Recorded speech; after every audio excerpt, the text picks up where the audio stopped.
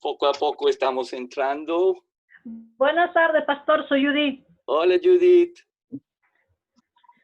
¿Cómo estamos? Aquí, esperando. Sí, yo también. A ver.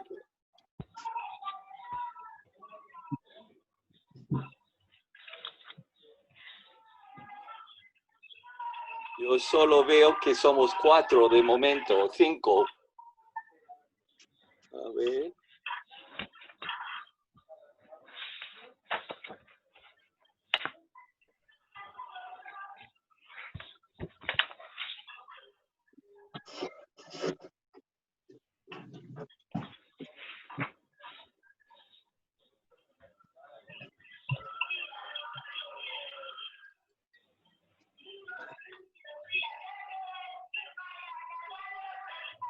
Pedro, se oye mucho hablar. Está bien, Timoteo. Está bien. No, pero del teléfono, ¿hay niños contigo? No, es en la calle, estoy con una ventana abierta, ahí de enfrente está la terraza. Ah, Me molesta, cierro la ventana. sí, es que se oye mucho. Sí, voy a cerrar la ventana. Hago la puerta cerrada.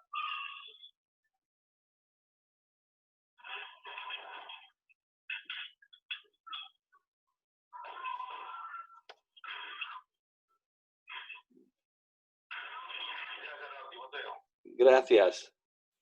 Nada. Oye, te voy a hacer una pregunta, Timoteo, ahora. Sí, dígame. Dime. La palabra pretribulacionista es igual que la palabra tribulatoria, ¿quiere decir lo mismo?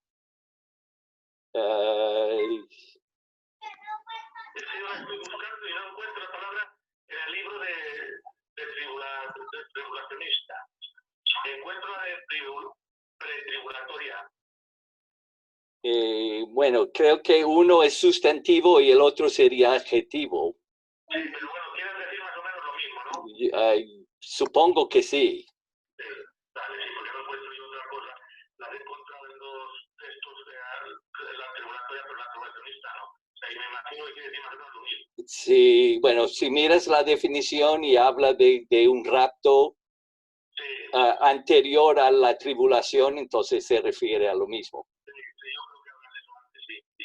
Ok, Dale, Timoteo. de nada. Ok, estoy viendo que Manuel está. Hola, Manuel. Ya estamos incorporando. O sea, está... Hola, Hola, Jocelyn. Tim. Sí, Hola, estoy aquí. Bendiciones. Jocelyn, Osea también. Hola. Sí, sí. Dale. A ver, Osea. Hola. ¿Quién acaba de decir hola? Yo, Sara. Hola, Sara. ¿Alguien más ha incorporado ahora? A ver, Manuel. Buenas tardes, pastor. ¿Quién acaba de decir hola? Soy Alejandro, pastor. Buenas tardes. Alejandro. Hola, Alejandro. Buenas tardes.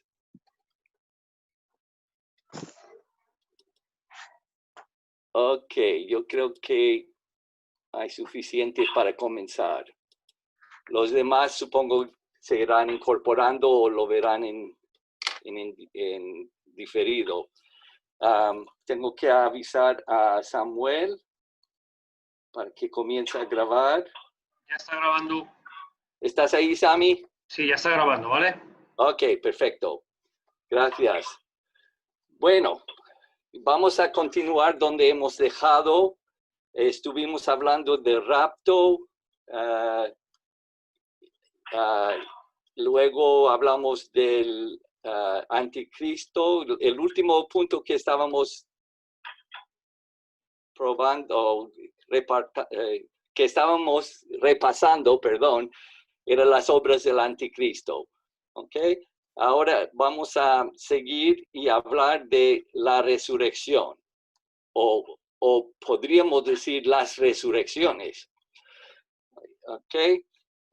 Aquí dice, casi todas las religiones enseñan la inmortalidad del alma, pero la Biblia enseña la redención y supervivencia de la persona completa, espíritu, alma y cuerpo.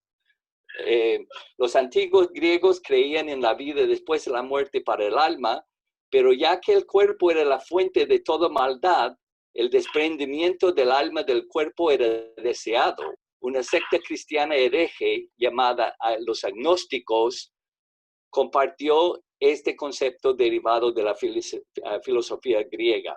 ¿Okay? Eso era una de las herejías que Pablo tenía que refutar en el Nuevo Testamento. Aquí nos dice que la Biblia no enseña que el cuerpo físico es la fuente de mal, es más bien la mente carnal. ¿Okay? Dice, al tomar Cristo nuestro cuerpo humano, la semejanza de carne de pecado, condenó al pecado en la carne. Cristo, por su encarnación, muerte y resurrección, redimió a la persona completa que está en Cristo, dándole la esperanza de una resurrección corporal que ocurrirá en el rapto de la iglesia. ¿Okay? El hecho de la resurrección. Vemos aquí, y no vamos a leer todo esto, pero vemos que el hecho de la resurrección está enseñado en toda la Biblia, tanto el Antiguo como el Nuevo. En el Antiguo Testamento vemos que está afirmado Job. En Job dice, yo sé que mi Redentor vive y al fin se levantará sobre el polvo y después de deshecha está mi piel, en mi carne he de ver a Dios. ¿Ok? Entonces, desde muy temprano, antes de Moisés, la idea de una resurrección corporal ya había sido revelado. En cuanto a mí, veré tu rostro en justicia, estaré satisfecho cuando despierte a tu semejanza, en Salmo 17. También por profecía, creo que es profecía, ¿ok? Tus muertos vivirán, sus cadáveres resucitarán. Despertad y cantad, moradores del polvo, porque tu rocío es cual rocío de hortalezas, y la tierra dará sus muertos. ¿Okay? Por tipología, también vemos en el Antiguo Testamento testimonio de una resurrección.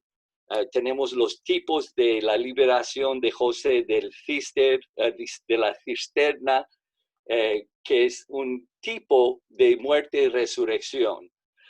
También el regreso de Isaac del altar de sacrificio y la liberación de Jonás del gran pez. Esos son tipos de la resurrección de Jesús. Y luego tenemos varios ejemplos de personas que fueron levantados de los muertos,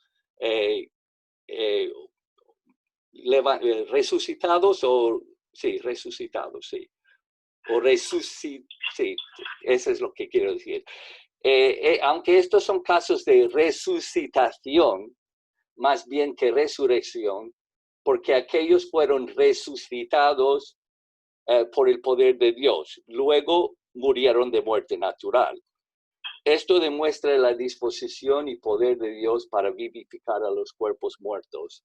También en el Nuevo Testamento vemos que está afirmado que hay una resurrección de los muertos. En 1 Corintios, así es también la resurrección de los muertos. Se siembra un cuerpo corruptible, se resucita un cuerpo incorruptible. Se siembra un cuerpo natural, se resucita un cuerpo espiritual. Se siembra en debilidad, se resucita en poder. ¿Okay? También la resurrección está profetizado en Juan 5:28. Y también en el Nuevo Testamento tenemos ejemplos de personas que fueron levantados de los muertos.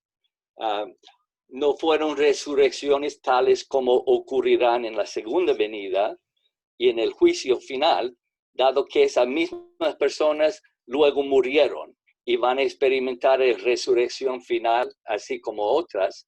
Sin embargo, ellos fueron ejemplos previos de la resurrección final. ¿Okay? Eran como tipos de lo que iba a pasar. Por otra parte, la resurrección de Jesús fue una resurrección ideal y verdadera. Porque eso tipifica o es el modelo de cómo será nuestra resurrección. Cuando Jesús se levantó, fue primicias de los que murieron. ¿Okay? Su resurrección fue la garantía de todas las resurrecciones de los creyentes. Es el ejemplo de lo que nos va a pasar. Tal como fue resucitado Jesús con un cuerpo glorificado, seremos nosotros resucitados con ese mismo cuerpo glorificado. ¿Okay? La naturaleza de la resurrección. ¿Okay? La resurrección será universal. No todos tienen vida eterna, pero todos tendrán existencia eterna. Todas las personas resucitarán, los justos a vida eterna, los impíos a condenación eterna. Todos serán levantados, pero no todos al mismo tiempo, según Juan 5, 28 y 29. O sea que aquí a veces hay un poco de confusión, lo veremos porque a veces hay personas que interpretan que los creyentes serán resucitados juntos con los impíos, pero realmente esas dos resurrecciones están separados en el tiempo. ¿Okay? La resurrección de la iglesia ocurre con la venida de Jesús inmediatamente previa al rapto. O sea que, o al mismo tiempo, Jesús vendrá en el aire, habrá una trompeta, los muertos en Cristo serán resucitados, sus cuerpos transformados tendrán cuerpo glorificado y los que quedamos en el tiempo del rapto también seremos transformados. Todo va a ser en un mismo segundo, en el abrir y cerrar del ojo. ¿Okay? La resurrección de los creyentes se conoce como la primera resurrección. Bienaventurado y santo es el que tiene parte en la primera resurrección. La muerte segunda no tiene poder sobre estos. ¿Okay? Porque ellos se resucitan para vida, no para muerte. Hay quienes han enseñado que habrá una resurrección general de todos los muertos y un juicio en el cual comparecerán justos e injustos. Incluso Jesús algunas veces mencionó las dos resurrecciones y juicios en el mismo pasaje, pero una lectura más cuidadosa revelará que Jesús no se refería a una sola resurrección general. Jesús dijo, y saldrán los que hicieron lo bueno a resurrección de vida y los que practicaron lo malo a resurrección de juicio. Pero note que es una resurrección para vida, para los creyentes, y la otra es una resurrección para condenación. Son dos resurrecciones diferentes. No son lo mismo ni ocurren al mismo tiempo como lo aclaran Pablo y Juan. Luego, dice aquí, esto es interesante, es normal que la perspectiva profética vea varios eventos futuros relacionados como si fueran un evento único. En un lenguaje profético similar, la primera y la segunda venida del Señor se fusionan en un mismo pasaje en la profecía del Antiguo Testamento. Tanto Pablo como Juan aclaran bien que la resurrección de los santos, incluyendo el remanente salvo de Israel y los santos de la tribulación, ocurre a la venida del Señor y antes del reino milenial. Ok, esto de que proféticamente a veces los eventos futuros se fusionen o se ven como si fuera un mismo evento, lo podemos ver muy claramente en el Antiguo Testamento cuando predice la venida del Mesías. Y podemos entender por qué los judíos, quizás muchos de los judíos no le reconocieron en su momento, porque claro, estaba profetizado que un niño nos es nacido y que el reino sería sobre sus hombros. Entonces ellos estaban esperando ese Mesías que iba a venir a reinar. Pero lo que no entendían es que iba a ser separado en tiempo, que eran dos venidas. Una venida cuando él estaba aquí en la carne y luego que sería glorificado, muerto, resucitado y que volvería para reinar. Entonces, ¿por qué no está, esas cosas no son siempre tan fáciles de discernir en el momento, ¿no? Y hay muchos ejemplos de eso, que hay algo que es profético y que ocurre parcialmente en el pasado, pero para ser completamente cumplido será en un tiempo futuro. No sé si me estoy explicando, pero lo de la venida de Cristo es un ejemplo. Por una notable declaración del apóstol Pablo, vemos que la resurrección de los santos es selectivo. ¿Okay? Filipenses 3 dice, a fin de conocerle y el poder de su resurrección y la participación de sus padecimientos, llegando a ser semejante a él en su muerte, si en alguna manera llegase a la resurrección de entre los muertos. Si hay solo una resurrección general para justos e injustos, ¿aspiraría Pablo a lograrla? Una traducción más literal nos revela el significado completo. Si por algún medio pudiera yo avanzar hacia la resurrección más temprana, que es de entre los muertos. La preposición griega ek significa salida de, fuera de. Pablo deseaba estar en el grupo que resucitaría en el tiempo del rapto. Aquellos que serían tomados, llevados selectivamente de entre la multitud en general de muertos.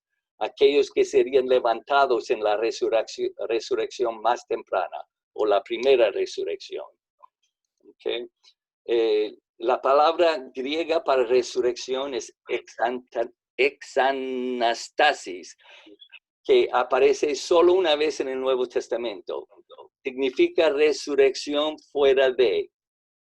Y el doble uso de la palabra ek enfatiza doblemente el hecho de que la resurrección de los creyentes es una, en la cual son seleccionados para un despertar especial, que son los que seríamos los primicios, Cristo y luego las primicias, luego los que son de Cristo en su venida. ¿Okay? Será literalmente una resurrección corporal. ¿Okay? Esto está demostrado en la resurrección de Jesús. Jesús tenía un cuerpo de carne y hueso, hasta comió alimentos después de la resurrección, ¿no? Podían tocarle y él comió, o sea que él tenía un cuerpo. Por otra parte, el cuerpo de Jesús había sido glorificado al punto de que no todos sus discípulos lo reconocieron a primera vista. Las veces que apareció entre ellos demuestran que su cuerpo no estaba sujeto a las limitaciones físicas normales. Vemos que él traspasó paredes, ¿no? El hecho de que, y podría estar, bueno, su cuerpo no tenía las limitaciones físicas que nosotros tenemos. El hecho de que nuestra resurrección sea literal no significa que todas las mismas moléculas de nuestros cuerpos muertos serán recobradas. Es es un hecho que nuestras células se renuevan varias veces en el curso de la vida sin que perdamos nuestra identidad. De esto podemos estar absolutamente seguros. Dios levantará del polvo Dios levantará del polvo un cuerpo perfectamente relacionado con nuestro cuerpo terrestre, aunque será transformado y adaptado al nuevo ambiente. Okay.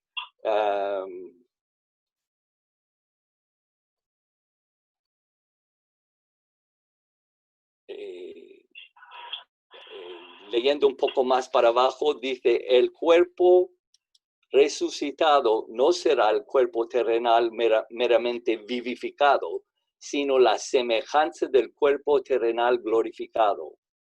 ¿Okay? Se afirma con la identificación de Moisés y Elías en el monte de la transfiguración y de Jesús después de su resurrección, que nuestros cuerpos vivificados mantendrán la posesión de su identidad personal.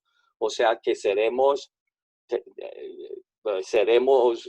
reconocibles, pero no tendremos este mismo cuerpo de carne y sangre que tenemos ahora. Será un cuerpo glorificado, parecido, semejante al cuerpo de Cristo después de la resurrección. Vamos a saltar un poco. La resurrección corporal del creyente será inmortal e incorruptible. ¿Okay? Las escrituras jamás hablan de la inmortalidad del alma. El creyente ahora tiene vida eterna, pero mora en su cuerpo mortal. Todos los hombres tienen existencia eterna. Solo los creyentes que experimentarán la primera resurrección recibirán cuerpos inmortales e incorruptibles. Okay. El cuerpo de resurrección también será un cuerpo celestial. Hemos dicho eso. Será adecuado a nuestro nuevo ambiente celestial. Será igualmente adecuado tanto al nuevo cielo y a la nueva tierra como a la tierra del milenio. Como el cuerpo de Jesús, nuestro cuerpo será capaz de ir y venir entre el cielo y la tierra. Durante el milenio, nosotros, los creyentes que han sido resucitados en la primera resurrección, los que hemos sido raptados, reinaremos con Cristo durante el milenio y tendremos acceso tanto a la tierra como al cielo. ¿Okay? El cuerpo de resurrección será un cuerpo poderoso. Se siembra en debilidad, resucitará en poder. El contraste expresado aquí indica que las nuevas capacidades del cuerpo de resurrección serán inconcebibles y mayores que aquellas de cualquier cuerpo terrenal. Los eventos registrados referentes a los ángeles son un precedente de las capacidades de los santos resucitados. También será un cuerpo glorioso. Ahora, a diferencia de los creyentes, la resurrección de los incrédulos será diferente, ¿no? La Biblia no revela específicamente el estado o naturaleza de los cuerpos de resurrección de los injustos, pero podemos asumir que serán cuerpos sujetos a corrupción o ruina. ¿Okay? Los cuerpos de los muertos injustos sufrirán eterna perdición. Los injustos no son resucitados en el momento de la segunda venida de Cristo, sino después del reino milenial de Cristo. El tiempo de la resurrección. Y aquí vemos que hay más de una resurrección. ¿Okay? Primero tenemos la resurrección de Jesús.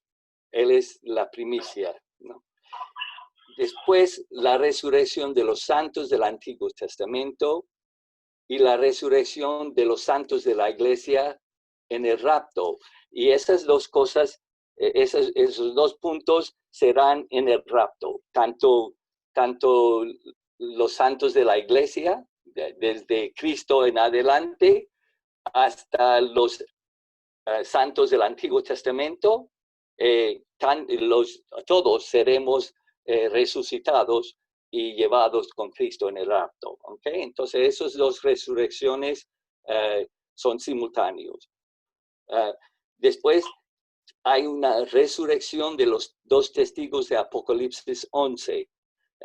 Los dos testigos que serán enviados, hemos dicho que posiblemente serían Moisés y Elías, o Elías y Enoc, que serán testigos enviados, pero que serán muertos en una ejecución pública, y después de varios días sus cuerpos serán exhibidos para que todo el mundo lo vean, pero después de unos días se resucitan de la muerte. ¿Okay? También la resurrección de los santos de Israel y de la tribulación, que son testigos para Cristo y que no adoran la bestia. Esa resurrección sería de los de Israel, los 144,000 y otros judíos que durante la tribulación reconocen a Cristo como Mesías y no toman la marca de la bestia, igual que cualquier otro que vive ese tiempo y no toma la marca, pero que recibe a Cristo. Esos serán resucitados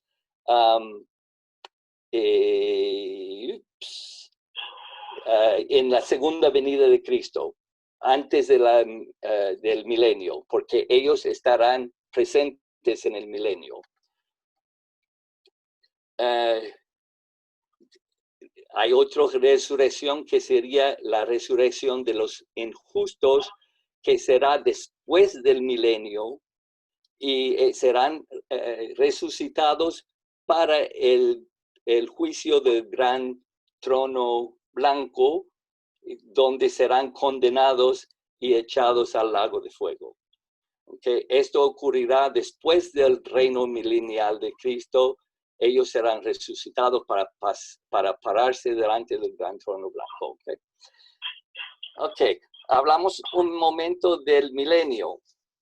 Voy un poco rápido porque quiero intentar terminar sobre las 8:30 para daros tiempo para comenzar a hacer el examen online, los que queréis hacerlo online. Aunque dejamos de grabar, a partir de esa hora vamos a dejar esto abierto por si acaso hay alguna duda en cuanto al examen. Podéis preguntar y yo intentaré orientaros un poco. El milenio. La palabra milenio no se halla en la Biblia. Sin embargo, el periodo de 1000 años del reino de Cristo sobre la tierra es mencionado 6 veces en el capítulo 20 de Apocalipsis. Okay. Milenio significa o habla de los 1000 años. El milenio será un periodo durante el cual Satanás será atado en el abismo y prendió al dragón, la serpiente antigua, que es el diablo y Satanás, y lo ató por 1000 años. O sea que durante los 1000 años, Satanás es atado. No ha sido todavía echado al lago de fuego. ¿Okay? Está atado. La atadura de Satanás prepara a la tierra para el reino milenial de Cristo, que viene a la tierra, como es descrito en Apocalipsis capítulo 19, como Rey de Reyes, Señor de Señores. Los santos resucitados de la iglesia, juntamente con los santos de la tribulación, reinarán con Cristo en su reino del milenio. ¿Okay? Y volvieron, ¿y qué? Y murieron y reinaron. Y no sé, aquí hay un error, no sé lo que quiere decir. Y vivieron y reinaron con Cristo 1000 años. ¿Okay? La relación entre el milenio y la segunda venida. Ok, no voy a perder mucho tiempo aquí. Al igual que hay diferentes posturas sobre la segunda venida y el rapto, hay los de pretribulación, los de post-tribulación y los de tribulación en medio, tribulación parcial, al igual que existen más de una postura sobre cómo será eso, también hay diferencias de opinión sobre cómo será el milenio. Los primeros dos, el postmilenialismo y el amilenialismo, yo creo que casi no se oye de estas posturas hoy en día. Había un tiempo, el postmilenialismo era en otros tiempos popular entre algunos movimientos donde creía que la iglesia triunfante, la iglesia iba a traer el milenio a la tierra, porque la iglesia gradualmente, a través de la predicación del evangelio y la promoción de justicia social, vencerían la guerra y maldad en el mundo, y después vendría Jesús. O sea que la iglesia iba a influir tal como la sociedad, que el mundo sería transformado y vendría Jesús. Pero yo creo que casi nadie cree eso hoy en día. De hecho, yo no conozco ningún grupo que predica eso ahora. A lo mejor hay, pero lo desconozco. Okay. Dice aquí, 2 guerras mundiales en este siglo, juntamente con el incremento de crimen, violencia y la amenaza de un holocausto nuclear, han desprobado en gran parte esta teoría optimista. Los amilenialismos o amilenialistas espiritualizan todo. Okay. O sea que no creen en un milenio literal. Okay. Con decir eso es suficiente hablar de eso. Vamos a hablar de la postura que es nuestra, o de la mayoría de las iglesias, por lo menos pentecostales, pero creo que la iglesia en general. La iglesia, digamos, evangélica en general. Los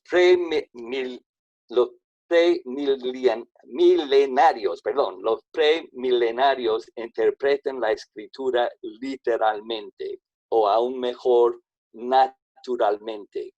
Las diferencias en el método de interpretación de la profecía llevan a diferencias en la teoría. Cuando uno se sale de una interpretación natural de la profecía bíblica, entonces solo puede especular. Si todo es un símbolo antes que un evento verdadero, los símbolos pueden significar cualquier cosa que el intérprete quiera que signifiquen. Tomando naturalmente al libro de Apocalipsis y las profecías del reino, el premilenario cree que cuando Cristo venga otra vez, entonces y solo entonces establecerá su reino de paz y justicia sobre la tierra.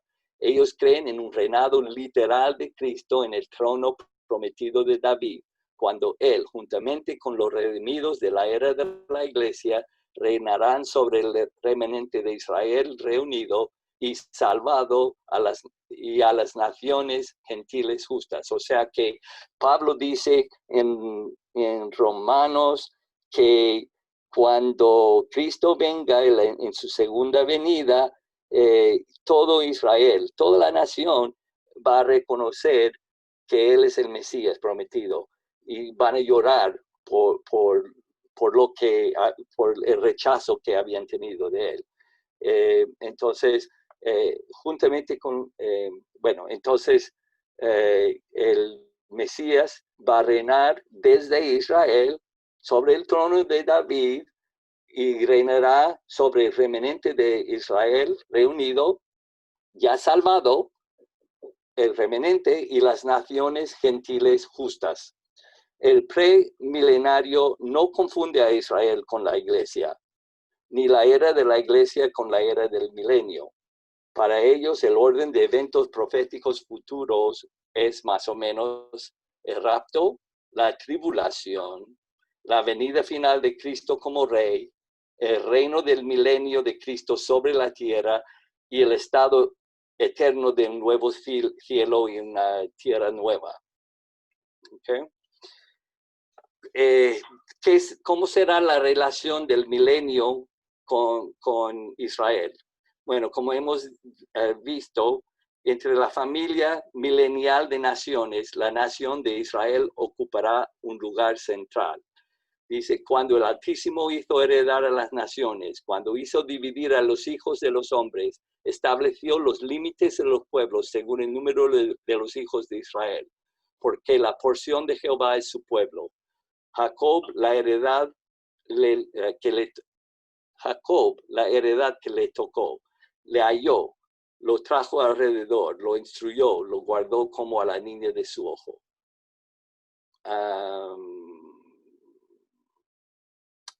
Y aquí también vemos la promesa a María de que Cristo, su hijo, sería grande, será llamado Hijo del Altísimo, y el Señor Dios le dará el trono de David, su padre, y reinará sobre la casa de Jacob para siempre, y su reino no tendrá fin.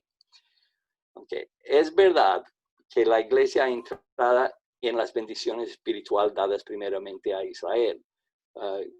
Yo hice referencia a eso de que hemos sido, que dice en Romanos, que hemos sido injertados en esas promesas hechas a Israel, a Jacob, que él sería padre de un pueblo, de pueblos, de naciones, de Mesías, ¿no? Y hemos sido injertados en esas promesas.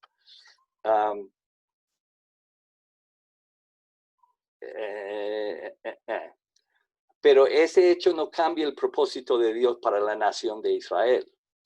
Parece claro que de Israel provendrán los ministros y misioneros que irán a todas las naciones durante el milenio, dirigiendo a los habitantes gentiles de la tierra a servir y adorar al Señor. Aunque Israel tendrá la preeminencia entre las naciones durante el reino milenial de Cristo, la iglesia en su estado glorificado se sentará en juicio sobre las tribus de Israel. O sea que Israel, esto se refiere a la nación de Israel, ¿ok? Está hablando de la nación de Israel, porque todos los que han muerto en Cristo, todos los judíos que han muerto en Cristo, los mesiánicos, serán raptados con nosotros, ¿no? Pero, o sea que aquí estamos hablando de la nación de Israel. Después vemos que habrá un juicio de las naciones cuando Cristo viene la segunda vez para reinar. Antes de entrar en el milenio, Él va a hacer un juicio a las naciones gentiles. Israel, el juicio de Israel es la tribulación en sí. Ellos tienen que pasar por la tribulación y ellos son purificados y llegan al punto de aceptar al Mesías como nación. ¿Okay? Pero y después habrá juicio de las naciones gentiles, las que se refieren en Mateo como las naciones de ovejas y cabritos. Cristo va a hacer la diferencia entre las ovejas y cabritos. ¿Cuál es la diferencia? Las ovejas son juzgadas aptas para la bendición del reino con base a su trato a los hermanos del Señor. ¿Cómo ha tratado a Israel durante esa tribulación? ¿Qué naciones han dado su apoyo a Israel, ¿no? Que habrá naciones gentiles sobre la tierra del milenio, está claro.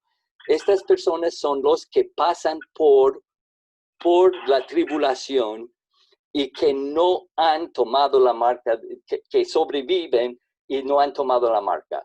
Que cuando Cristo cuando Cristo venga, ellos están vivos y no han tomado la marca. Okay.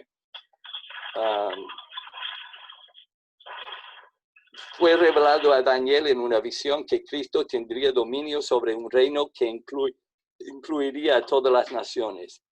Miraba yo en la visión de la noche, y aquí con las nubes del cielo venía uno como un hijo de hombre, que vino hasta el anciano de días, y le hicieron acercarse delante de él.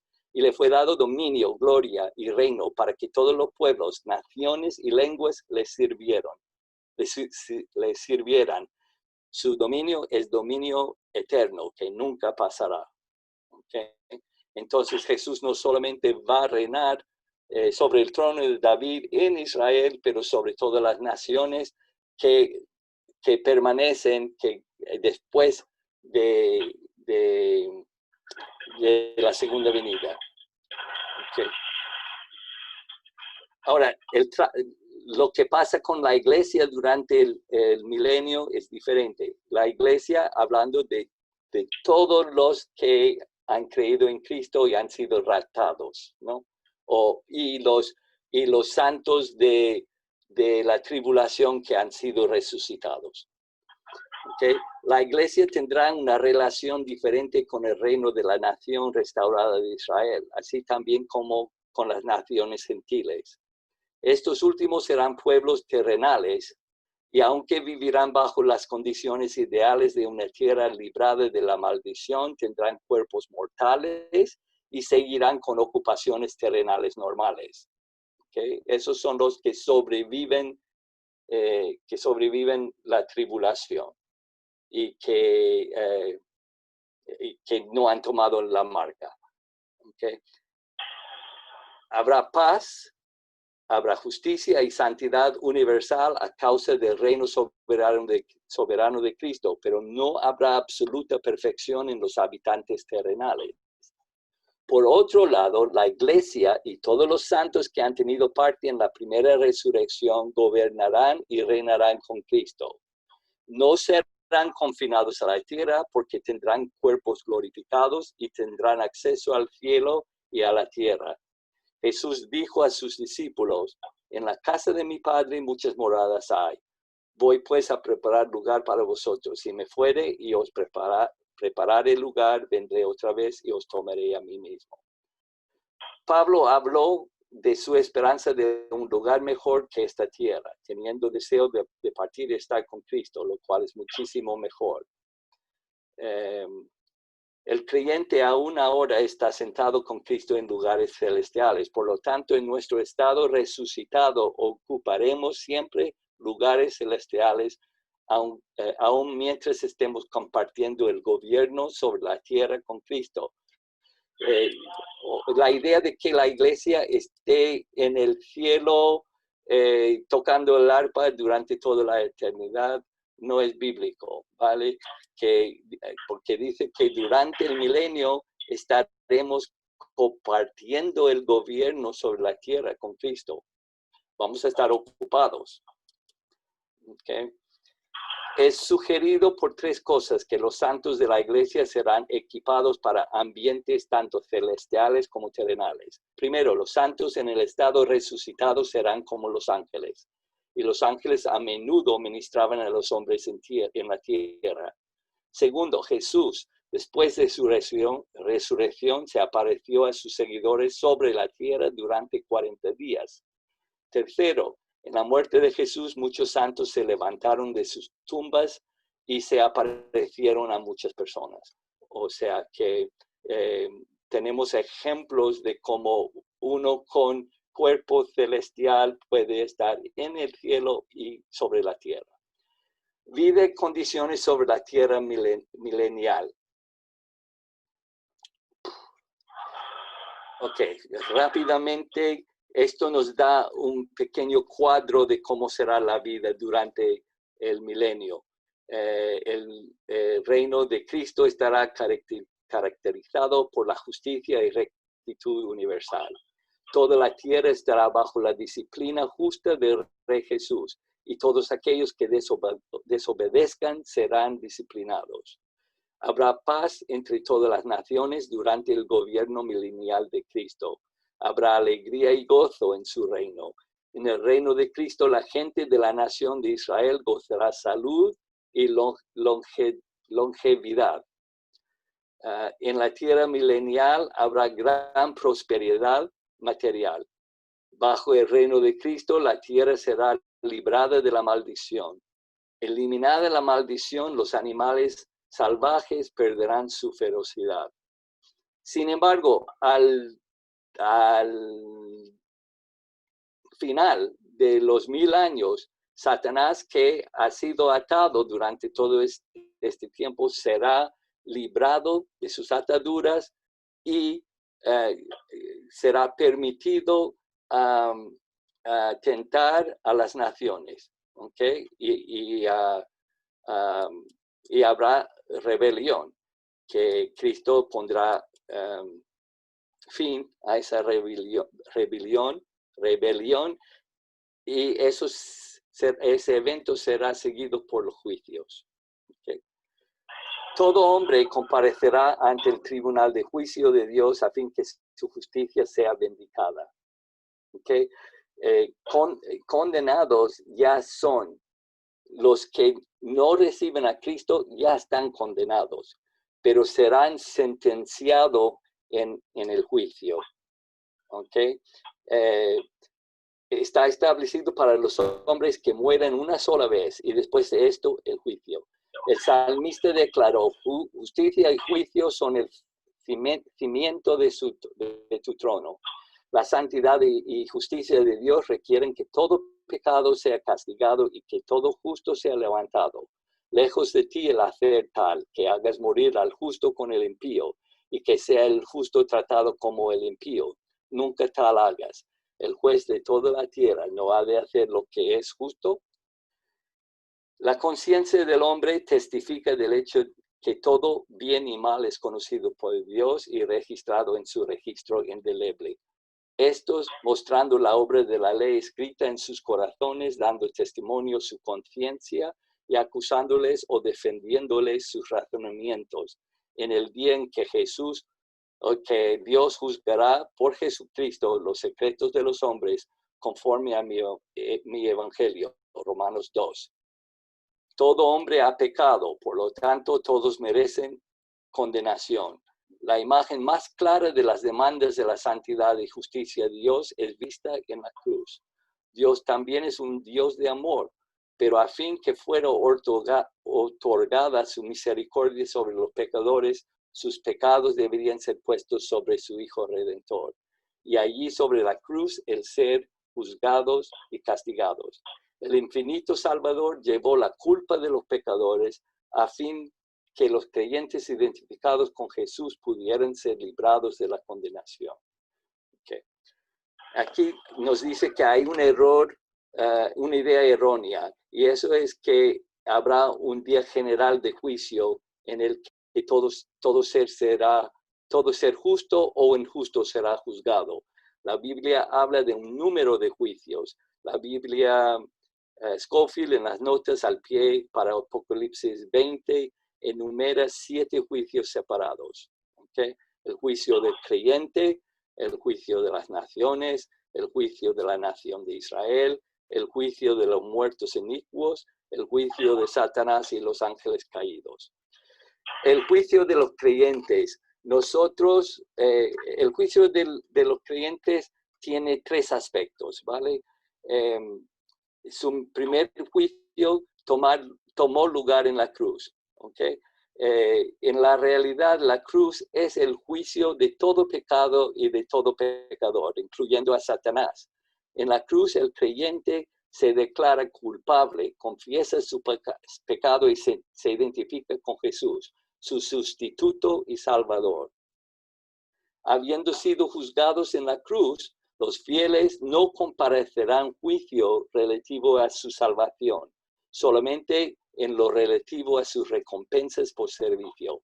O sea que nosotros ya hemos sido los que nos hemos identificado con Cristo en su muerte, sepultura y resurrección. Ya hemos sido juzgados. Nuestros pecados ya han sido juzgados y hemos sido perdonados. ¿Okay? Solamente para nosotros solo nos espera un juicio de recompensas. El segundo aspecto del juicio del creyente es su juicio propio continuo. ¿Okay? Si pues nos examinásemos a nosotros mismos, no seríamos juzgados, mas siendo juzgados, somos castigados por el Señor para que no seamos condenados con el mundo. O sea que durante este tiempo que estamos viviendo ahora, estamos siendo, Jesús trata con nosotros cuando hay pecado o hay algo que no está bien en nosotros. El Espíritu Santo nos revela nuestros errores para que nos arrepentiésemos y seamos limpiados de ese pecado. Entonces, hay un juicio continuo sobre nuestro pecado durante este tiempo. Y después el juicio del creyente ante el tribunal de justicia de Cristo, que no es un juicio de condenación, sino para determinar las recompensas del creyente. Tomará lugar en la venida de Cristo, o sea que durante el tiempo de la tribulación, después del rapto, estamos en el cielo con Cristo, ¿okay? Y es cuando el juicio de las recompensas tomará lugar y las bodas de los corderos, las bodas del Cordero. En ese juicio de las obras, la obra de cada uno se hará manifiesta, porque el día la declarará, pues por el fuego será revelada, y la obra de cada uno, cual sea, el fuego la probará. Si permaneciere la obra de alguno que sobreedificó, recibirá recompensa. Si la obra de alguno se quemare, él sufrirá pérdida, si bien él mismo será salvo, aunque así como por fuego. O sea que algunos a lo mejor pasamos por los pelos, por el pelo, ¿no? Pero somos salvos. Depende de nuestras obras. Nuestra salvación no está en duda, porque es necesario que todos comparezcamos ante el tribunal de Cristo para que cada uno reciba según lo que haya hecho mientras estaba en el cuerpo, sea bueno o sea malo, sin valor. En su vida y servicio, cada creyente está edificando sobre el fundamento de Cristo Jesús. ¿Okay? Debe responder ante el tribunal, el juicio bema, aquí pone Berna, es bema, de Cristo para tener sus obras probadas como una base para la recompensa. Su servicio puede ser revelado como ser oro, plata, piedras preciosas o hacer heno, madera y hojarasca. Lo último no perdurará la prueba en el fuego de la gloria de Cristo. Si lo que ha edificado sobre el fundamento de Cristo es sin valor, será salvo porque la salvación es por fe, no por obras. Pero sus obras no le traerán premios o coronas. ¿Okay? Si lo edifica sobre Cristo, es bueno, recibirá una recompensa y un buen siervo y fiel. Parece claro que el juicio bema de los creyentes ocurre en el momento de rapto, porque la cena de la boda del Cordero toma lugar antes que Cristo regresa con los santos. Okay. Las recompensas especiales del creyente se llaman coronas y son 4. La corona de gozo, que es la corona del ganador de almas. La corona de justicia, que es para los que han peleado la buena batalla, guardando la fe, el acabar bien la carrera. Esta es la corona del ganador de la metáfora atlética. Okay. Y luego hay la corona de la vida. Y esta es la corona del mártir, porque es prometida a aquellos que sean fieles hasta la muerte. Okay. Pero dice, pero aquellos que viven preparados para morir por su testimonio también la reciben. La corona de gloria.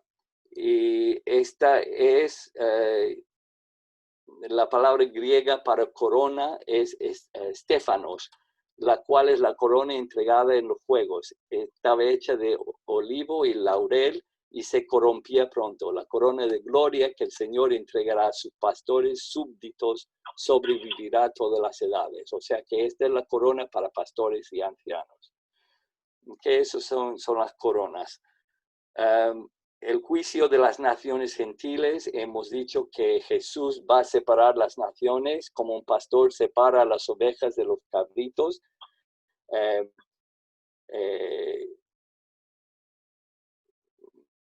No, hemos hablado de esto. ¿O es una repetición? Es una repetición. El juicio de la nación de Israel también hemos hablado. El juicio de los muertos inicuos es el juicio del gran trono blanco. ¿Okay? Este es el juicio final, al final del milenio. Y vi un gran trono blanco y al que estaba sentado en él, delante del cual huyeron la tierra y el cielo, y ningún lugar se encontró para ellos. Y vi a los muertos, grandes y pequeños, de pie ante Dios, y los libros fueron abiertos, y otro libro fue abierto, el cual es el libro de la vida. Y fueron juzgados los muertos por las cosas que estaban escritas en los libros, según sus obras. Y el mar entregó los muertos que había en él, y la muerte y el Hades entregaron los muertos que había en ellos. Y fueron juzgados cada uno según sus obras. Y la muerte y el Hades fueron lanzados al lago de fuego. Esta es la muerte segunda. ¿Okay? Esto es el juicio final de todos los muertos inicuos. ¿Okay? El juez será Cristo Jesús, a quien Dios ha asignado todo juicio. Los juzgados son los muertos inicuos que no tuvieron parte en la primera resurrección, la cual tomó lugar en el momento del rapto de los santos. El juicio es sobre la base de las obras. Habrá una diferencia entre la severidad del juicio. Sin embargo, el más leve grado de estar perdido tiene un destino espantoso. Estos habrán despreciado toda oferta de la misericordia de Dios en Cristo Jesús. Por lo tanto, sus nombres no son hallados escritos en el libro de la vida. Y después vemos, al final del reinado de 1000 años de Cristo, Satanás será librado de su prisión por una breve temporada. Él se presentará para engañar a las naciones, cuya rebelión finalizará con la destrucción por fuego de los rebeldes, y Satanás siendo lanzado al lago de fuego para siempre. Varios pasajes bíblicos se refieren a un juicio final de ángeles caídos también. Se asume generalmente que los ángeles caídos serán juzgados al mismo tiempo que Satanás. ¿Okay? ¿Cuáles son los destinos finales para el creyente, para el destino futuro de los impíos? Hemos dicho que en la actualidad los impíos, los que han muerto sin Cristo en sus vidas, están en el lugar que se llama Seol en griego y Hades en griego. ¿Okay? Es el lugar de los muertos, que están allí esperando el juicio del gran trono.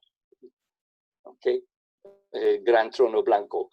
En el Nuevo Testamento, infierno todavía no existe. Infierno traduce más a menudo a Gehenna, que simboliza la perdición eterna final.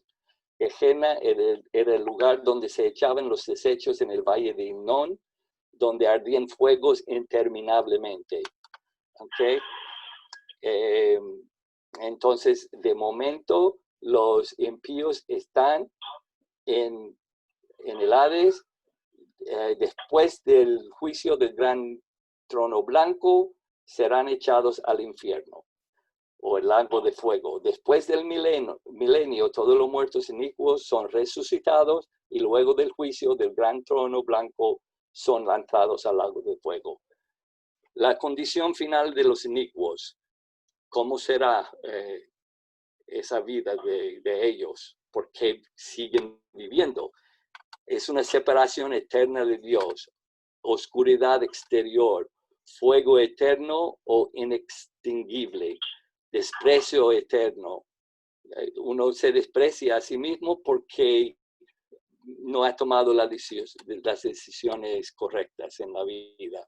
Tormento eterno, castigo eterno, destrucción o perdición eterna, donde el gusano nunca muere, donde experimenten la ira de Dios, donde hay retribución o un castigo proporcional a la iniquidad.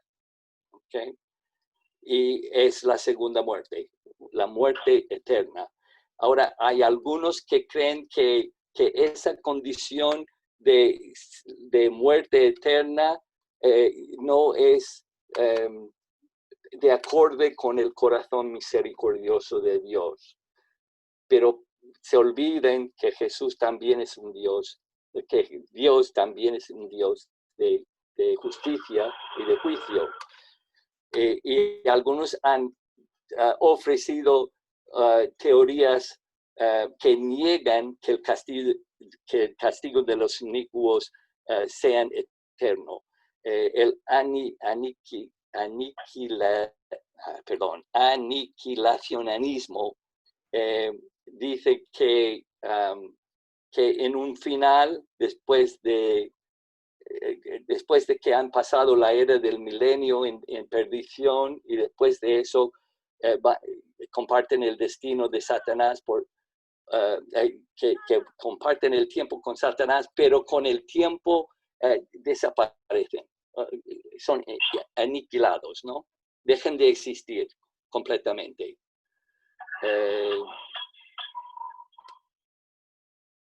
O sea que si el castigo... Okay. Sí, básicamente es eso, que esas personas son aniquilados, que dejan de existir. El universalismo también es otra teoría que dice que esas personas pasan un tiempo en el infierno, pero por la gracia y el amor de Dios sin medida, que al final se dan cuenta de su error y se arrepienten, y todos serán salvos, incluso Satanás, al final de todo. ¿Okay? Yo creo que no hay base bíblica para esas dos posibilidades. Más bien que el destino final es eterno. El estado futuro de los creyentes, de los justos, bueno, sabemos que la vida eterna no es meramente existencia eterna. Vida eterna no se refiere meramente a la duración de vida, más bien se refiere a la calidad de vida. ¿Okay? El creyente tiene la vida de Cristo porque tiene a Cristo dentro de él. La vida en Cristo es la posesión presente del creyente, al igual que su esperanza futura. Se habla de ella como el estado futuro del creyente, solamente en el sentido de que cuando Cristo venga, la vida eterna estará más allá de confiscación.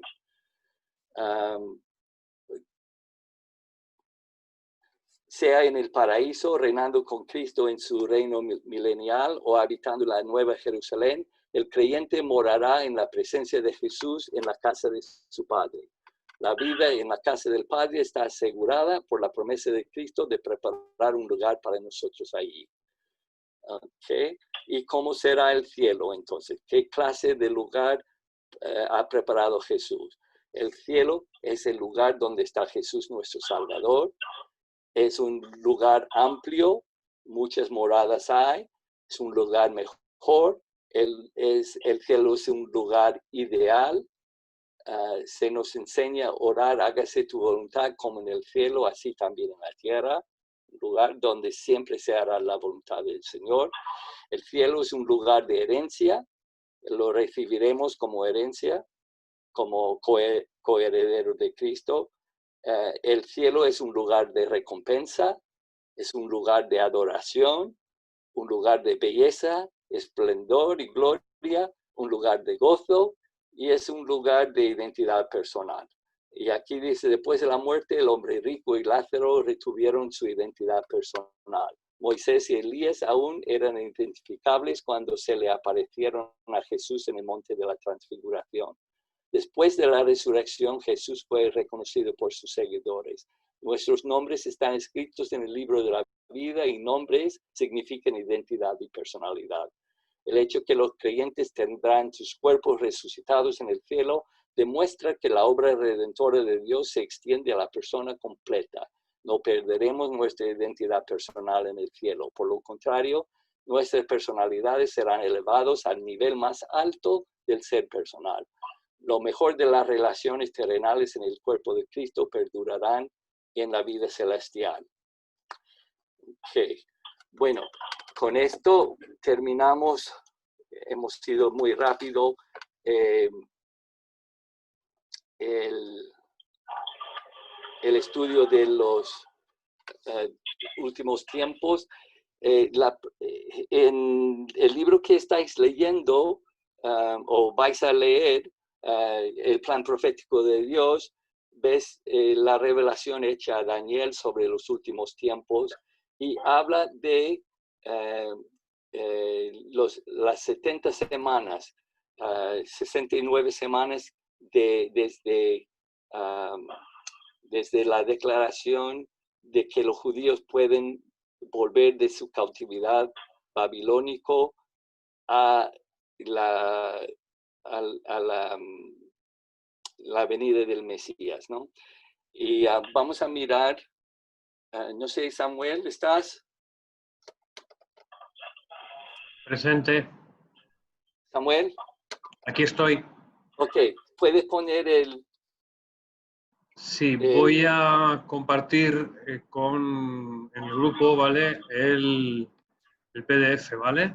Ok, sí, por favor. Bien, y el PowerPoint va en un momento.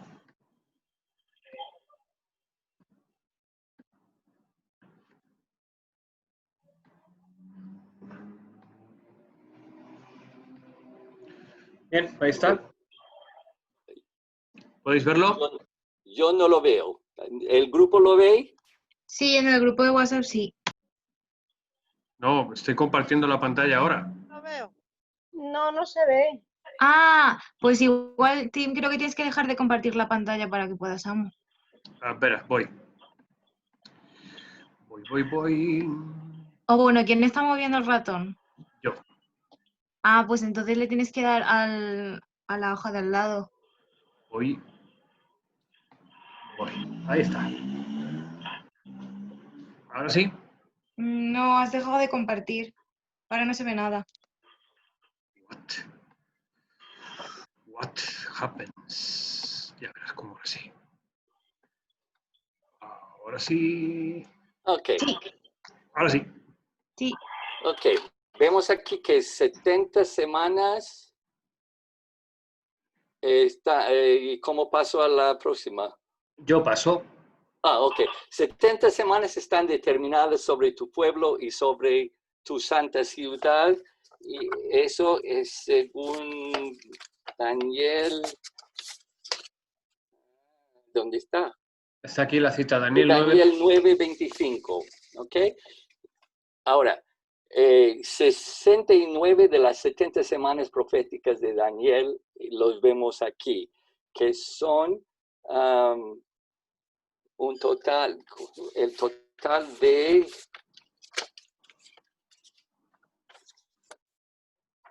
¿Cuántas semanas? Un segundo, lo tengo apuntado. Bueno, cuando estamos calculando las semanas, vemos que cada semana son 7 años, ¿ok? Está dicho que desde el decreto de Ciro de reedificar Jerusalén hasta Cristo crucificado, van a pasar 69 semanas, ¿ok? Bíblicas. Pero estos son, cada semana es de 7 años, periodos de 7 años. Entonces, tenemos la restauración, que son 49 años, desde la cautividad hasta que Esdras y Nehemías comienzan a reedificar el templo. de allí hasta el tiempo de Jesús,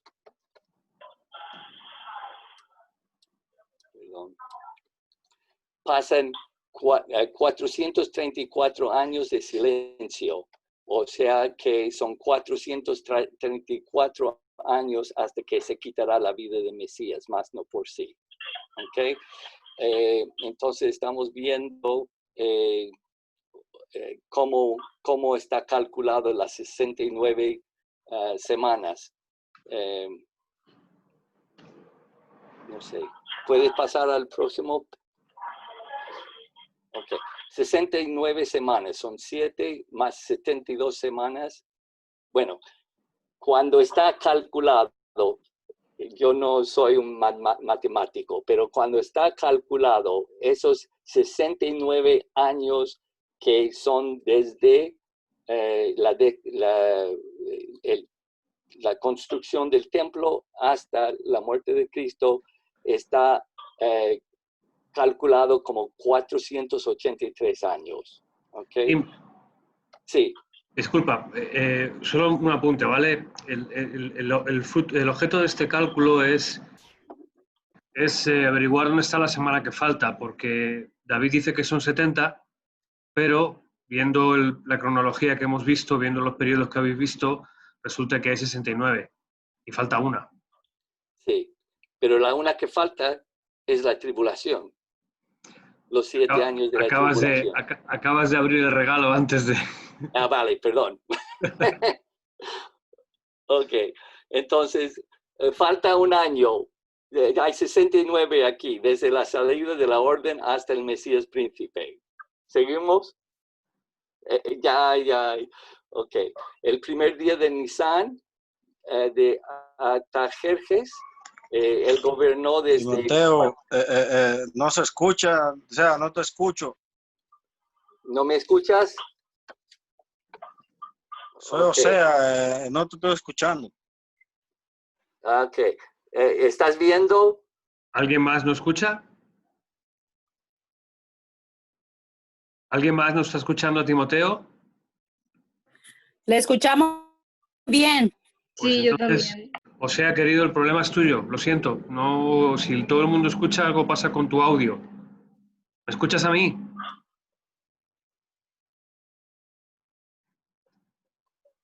O sea, ¿me escuchas? Vale, Tim, sigue. Vale. Bueno, vemos que la salida del orden desde el primer día fue el primer día de Nisan, año 20 de Artajerjes. Él gobernó desde 466 a.C. al 425. El edicto fue dado en 445, que está calculado según el observatorio de Greenwich, que fue el 14 de marzo del 445. Okay. Nisan es el primer mes del calendario lunar, porque los hebreos tienen calendario lunar que comienza con la luna nueva más cercana al equinoccio de primavera y suele ser el 21 de marzo en el hemisferio norte. Estos 69 años se cumplieron con la entrada triunfal de Cristo en Jerusalén. Okay, en Lucas 3, 1-3, que sería el año 15 de Tiberio César, y él comenzó a reinar en el 14 después de Cristo, por lo tanto estamos en el año más o menos 29 de Cristo, cuando Cristo comienza su ministerio. El ministerio que duró alrededor de 3 años, o sea, hasta el año 32. Juan 12:1, 6 días antes de la Pascua del año 32, la Pascua siempre al atardecer del 14 de Nisan, según Éxodo 12. En el siglo XVI, 75, se funda el Royal Observatorio de Greenwich por orden del rey Charles de Gran Bretaña. En 1712 se publica el primer mapa preciso del cielo por Edmund Halley. Según el observatorio de Greenwich, el 14 de Nisan del 32 cayó en el jueves 10 de abril, según el calendario gregoriano. Jesús estuvo 6 días antes de la Pascua, o sea, el 4 de abril, que era viernes, por lo que tomó con ellos el Sabbat, en Juan 12. Y el Día de Ramos habrá sido el 6 de abril. Entonces, 483 años por 360 días son 170, ¿cómo lo es? Perdón. 173.880 días. Días, que es un año lunar, según el año lunar. El año lunar. Sí, del 445 antes de Cristo al 32 después de Cristo son 477 años. Pero el año cero no existe en entonces tenemos que restar un año. Por lo tanto, realmente estamos hablando de 476 años. Pero del 14 de marzo hasta el 6 de abril son 24 días. 476 por 375 días al año, más 24, son 173.764 días. O sea que faltan 116 días. Hasta los 483 años. Eso. Y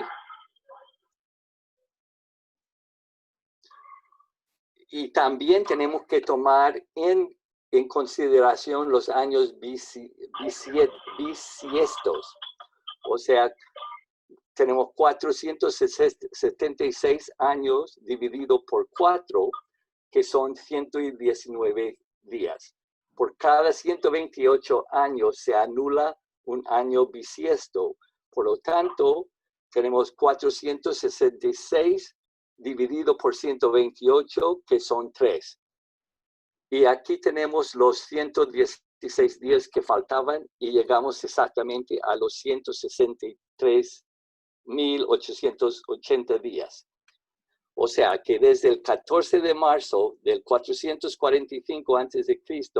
al 6 de abril del 32 después de Cristo, transcurren exactamente las 69 semanas.